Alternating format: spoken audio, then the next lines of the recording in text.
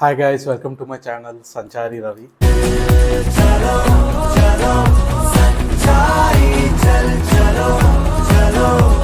ఈరోజు మన ముందుకి అంటే మీ ముందుకి ఇంకొక రివ్యూతో వచ్చాను. సత్యం సుందరం. ఈ మూవీ ఎలా ఉంది అంటే జనాలకి ఏ సినిమాలు లేక వచ్చిన సినిమాని అంతా హిట్ చేసేద్దాం అని ఉన్నారో, లేకపోతే చాలా సినిమాలు చూసి నేను ఇలా అయిపోయాను నాకు అర్థం కావట్లేదు. మూవీ ఎలా ఉంది అంటే బాగుంది, కానీ ఒక ఎక్స్టెంట్ వరకే.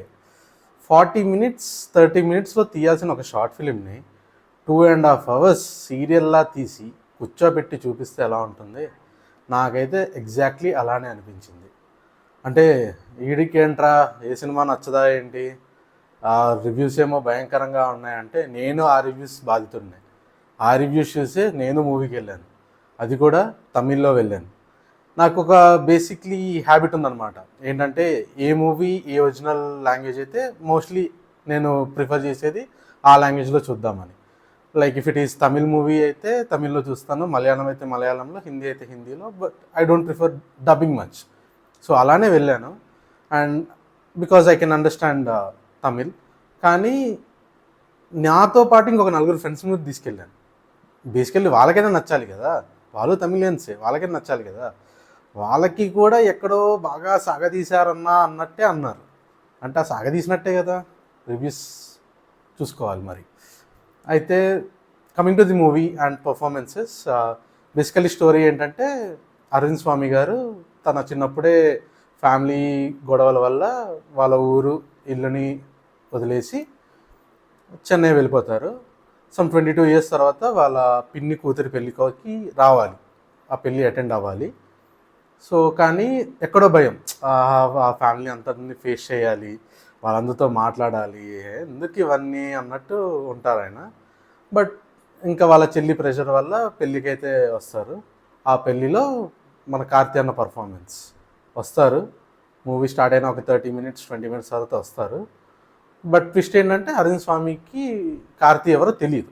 కార్తీ మాట్లాడుతూనే ఉంటాడు, వెనకాలే ఉంటాడు, తన వెంటనే నడుస్తూ ఉంటాడు, కానీ ఎవరో తెలియదు. సో ఇది ప్లాట్. లాస్ట్కి వచ్చేసరికి ఎవరు అని తెలుసుకోవాలి. But it's all about the bromance between Aravind Swami and Karthi. అంటే how Karthi is leading a life and how చిన్నవన్నీ ఎలా, తన సరౌండింగ్స్ అన్నీ ఎలా తన లైఫ్ని మార్చాయి. అంటే జల్లికట్టు గురించి చూపిస్తారు, వాళ్ళ ఇంట్లో ఉన్న ఎద్దు గురించి, అండ్ అలానే చెట్లు పుట్టలు, ఆ ఇల్లు, ఊర్లోని జనాలు, అండ్ తన ఇన్నోసెన్స్, ఇదంతా చూపిస్తారు. ఓవరాల్గా ఫస్ట్ హాఫ్ అయితే చాలా కనెక్ట్ అవ్వాలి అనిపించింది. ఎందుకంటే మనందరం మన రూట్స్ అన్నీ ఆబ్వియస్లీ ఊర్లలో నుంచే.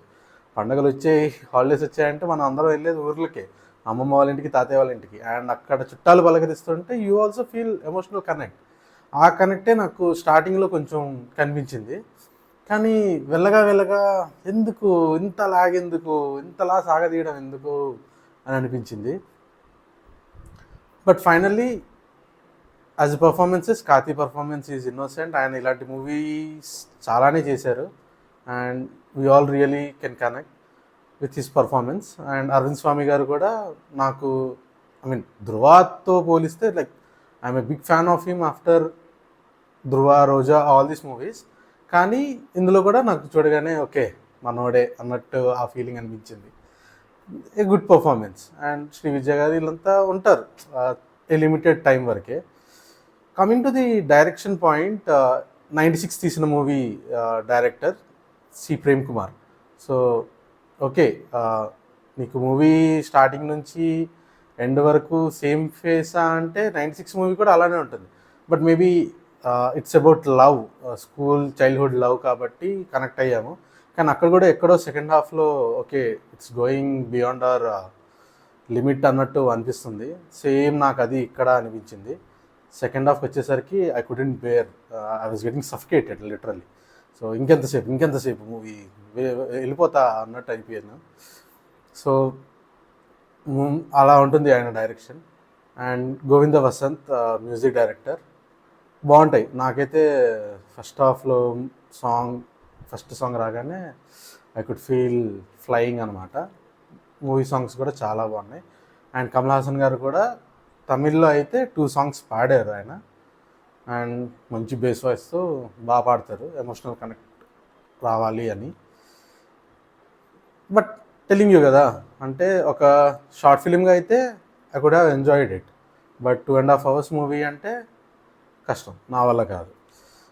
కానీ రేపు వీకెండ్, రేపు హాలిడే, నేను వెళ్ళాలి మూవీ చూస్తాను అంటే రిక్లైనర్ సీట్స్ తీసుకోండి, పక్కన ఒక పాప్కార్న్ పెట్టుకోండి, తింటూ పడుకొని మూవీ చూడండి. సెకండ్ హాఫ్లో పడుకుంటారు కూడా. అలా కాదన్నా ఓటీటీలో చూస్తామంటే ఓటీటీలో కూడా బాగా ఖాళీగా ఉన్నప్పుడు, ఇంకే సినిమాలు లేవన్నప్పుడు, మా కార్తీ అరవింద్ స్వామిని మేము టీవీలో చూడాలి అనుకున్నప్పుడు చూడండి. అంతేగాని this movie is highly not recommendable watching in theatres. ఇది నా opinion. So please do subscribe and follow me in Instagram for more videos.